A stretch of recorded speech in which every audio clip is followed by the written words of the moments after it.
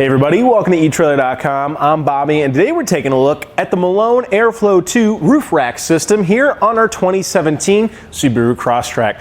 So this is going to be a nice way of going ahead and throwing up some bars on top of your vehicle to start going ahead and getting that pesky cargo out of our vehicle. Now, not too much room here in the Crosstrek, so I think this is going to be excellent to go ahead, get a roof basket or a roof box or some other way of just getting that cargo out of our vehicle. Now, of course, there's other options like your hitch-mounted accessory options. However, then we have to get a hitch, right, and another carrier on top. We can go ahead and just use our raised rails we have here on our Crosstrek to go ahead and give us a nice little system to start getting all that cargo out of our car. Now, you're going to have 165 pounds of weight capacity with this guy, which is excellent. Now, that is going to be pretty much standard for a lot of the roof racks out there. Now, there are going to be some options to go ahead and start getting above that weight capacity, but definitely going to be more expensive out there. So you can go ahead and start perusing eTrailer if you are needing that. But again, this is going to be excellent for most of us just starting to get those accessories on top of our car. Not going to be bad at all for something like a bike carrier here on the top, a roof mounted carrier, which can be excellent. The world is definitely going to be our oyster with these bars, which is excellent.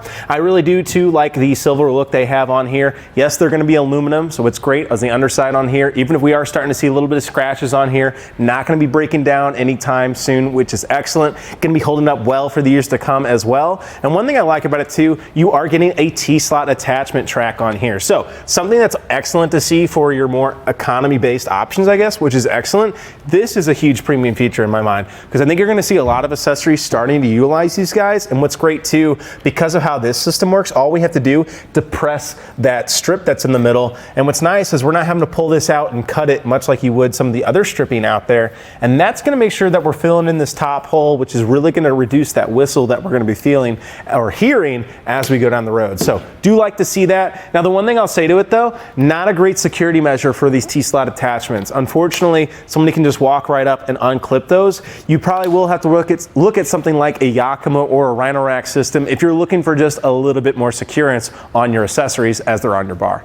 So the tower itself here is pretty nice. I like that it's just kind of nice and large too, giving us a good grip here on our side rails. You also are seeing a lot of great padding here on the inside as well, where it's making contact with our rail. Therefore, we're not going to have any kind of blemishes on either our rail or our contact points, which is excellent. And what's really nice about it, we do have locking cores on each set of our towers. So we're really going to be secure in the knowledge that our towers aren't going to be unlocked, which can be nice to go ahead and make sure that our roof rack stays on our vehicle when we leave it unattended. Now, one thing that's excellent about these as well, it really doesn't take any time to get them installed and uninstalled. Let's go ahead and see how we can do that together.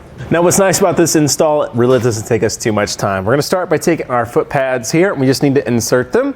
To do that, we're going to have these little T-slot attachments here available for us, and we just need to simply flip our bar around, have our underside exposed, and then start slotting these in.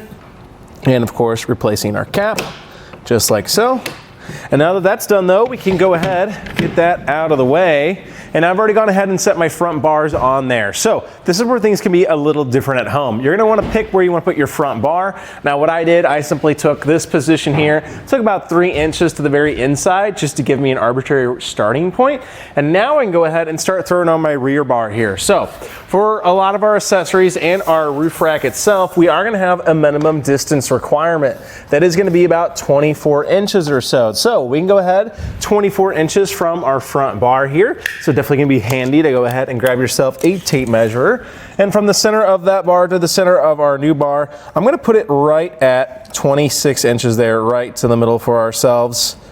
Just kind of line it up. Now I need to go ahead and repeat that process on the other side. Now as I do that though, it can be very helpful to bring yourself to the back of the vehicle, because the next position that we're gonna be looking at is actually our overhang here on our rack. So how we do that, we get this set at our 26 inches as well. Now I'm going to take a step back here too and look, and just kind of seeing it from the middle here, definitely looks like we need go a little bit more towards our driver's side, right? So I can do that by simply supporting my tower, tapping it over a little bit, and going ahead and check it. Now I can take my tape measure, and from the inside element to the outside, that's about 5 3/4 inches.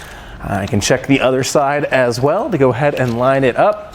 Maybe we have to go a little bit back more towards that passenger. Yeah, definitely a lot more towards that passenger. So I'm gonna set it about 6 inches for now.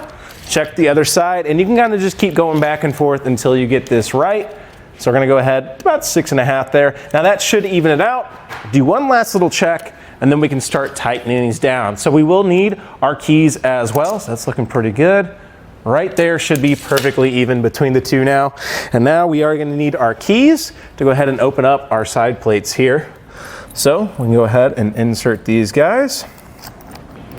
So all we need to do is go ahead and tighten it down. Now we've gone ahead and grabbed the other side here. We can see we have our hex wrench actually installed. I will say though, sometimes this can be a little hard to use as we have a huge lever here that kind of interacts with the top here. Now these again are our 58-inch bars, so they are a little bit longer than maybe we need here on our Crosstrek. So if you are looking at those smaller bars, that might be a way of kind of avoiding this issue, as you're not going to have this overhang to worry about. All I need to do, go ahead and double check all of my connections to make sure I'm nice and secured. But other than that, we're nice and installed. I think that about does it for our look here today at the Malone Airflow2 roof rack system on our 2017 Subaru Crosstrek. I'm Bobby. Thank you for watching.